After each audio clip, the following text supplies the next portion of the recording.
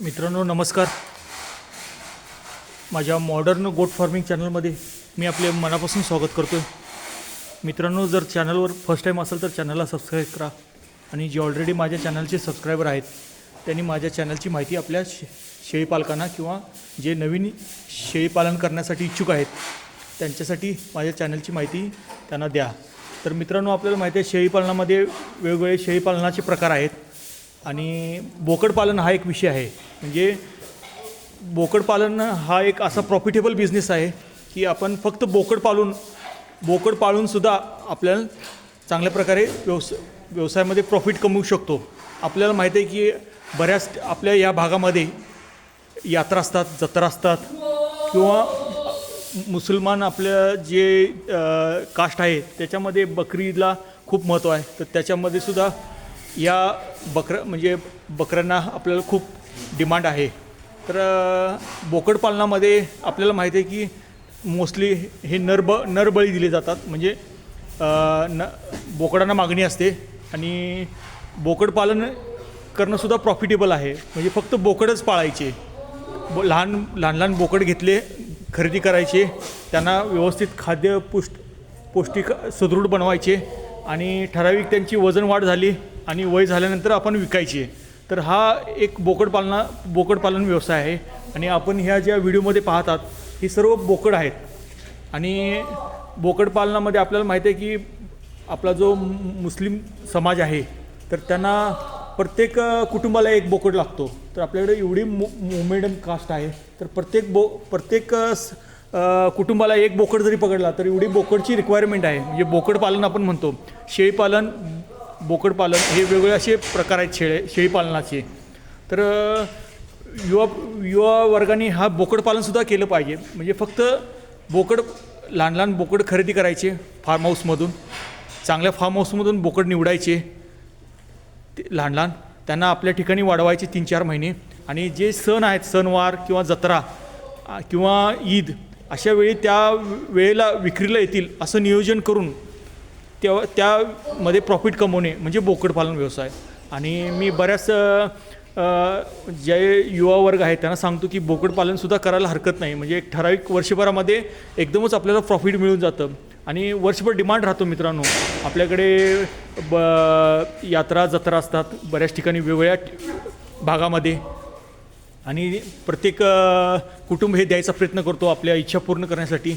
आणि हे सर्व मोस्टली त्या ठिकाणी बोकडाची डिमांड राहते. आणि म्हणजे डिमांड आणि सप्लायचा खेळ असतो. तर बऱ्याच वेळा डिमांड खूप असते त्यावेळी आणि सप्लाय कमी असतो. म्हणजे स्वतः माझं प्रॅक्टिकल उदाहरण आहे. मी पण माझ्या गावात जत्रेला गेलो होतो तर मला बोकडच मिळत नव्हते. तर अशी परिस्थिती आहे. तर बोकड पालन करायला पाहिजे मित्रांनो. म्हणजे असे लहान लहान छोटे छोटे बोकड घेऊन आपण विक्रीसाठी ठेवले पाहिजेत. आणि हे सर्व कसं आहे मित्रांनो, चांगली बोकड निवडणं हे सुद्धा खूप महत्त्वाचं आहे. म्हणजे शेळीपालनामध्ये शेळ्यांचं सिलेक्शन करणं हे खूप महत्त्वाचं आहे. आणि हे सर्व तुम्हाला चांगल्या फार्म हाऊसमधूनच घ्या. मी बऱ्याच ठिकाणी सांगतो की शेळ्या निवडताना ह्या बाजारातून निवडू नका, कारण त्यांना व्हॅक्सिनेशन असतं, त्या कुठल्याही त्यांच्या आईवडिलांची ओळख नसते किंवा त्यांची स्वच्छता नसते आणि ह्या गोष्टी असतात. तर ह्या मी बऱ्याच वेळाला सांगतो की फार्म हाऊसमधून घ्या, चांगल्या फार्म हाऊसमधून बोकड निवडा. मी तुम्हाला डिस्क्रिप्शनमध्ये चांगल्या फार्म हाऊसचा ॲड्रेस देतो, तिथं तुम्ही व्हिजिट द्या आणि बोकड खरेदी करा. तर हा छोटासा मी बोकड पालनाबद्दल हा व्हिडिओ बनवला आहे की ह्यांच्या एक शेड आहे, मनी ॲग्रो फार्म म्हणून सावडेला एक फार्म हाऊस आहे. तर त्यांनी एका शेडमध्ये फक्त मेल ठेवलेले आहेत गोट्स. आणि मला त्यांचं हे एक नियोजन खूप आवडलं. म्हणजे ज्यांना खरोखरच फक्त मेलच खरेदी करायचे आहेत तर त्यांनी या कंपार्टमध्ये मी येऊन खरेदी करू शकतो. तर अशा पद्धतीने हे बोकड पालनाचं एक त्यांचं शेड आहे. आणि आपल्याला माहिती आहे की त्यांचं व्यवस्थापन खूप महत्त्व आहे. म्हणजे माझ्यासाठी हा आयडियल गोट फार्म आहे.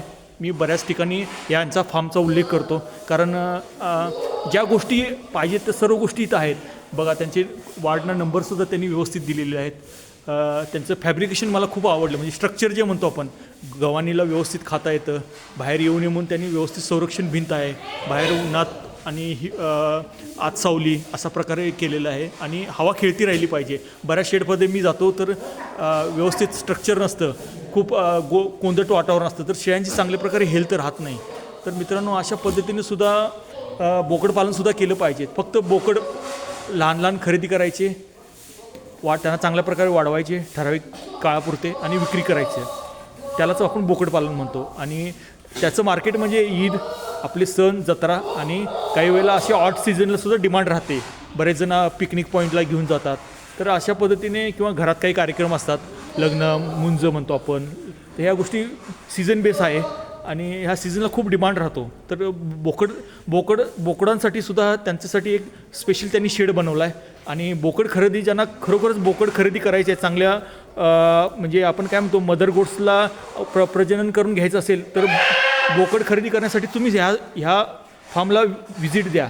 अतिशय चांगल्या प्रकारे बोकड, इथं क्वालिटी बोकड आहेत आणि चांगल्या वयाचे आहेत. म्हणजे साधारणतः 3-4 महिन्यापासून तुम्हाला किती ज्या वयापर्यंत तुम्हाला पाहिजेत तेवढे म्हणजे फिडिंगचे बोकडसुद्धा मिळू शकतात.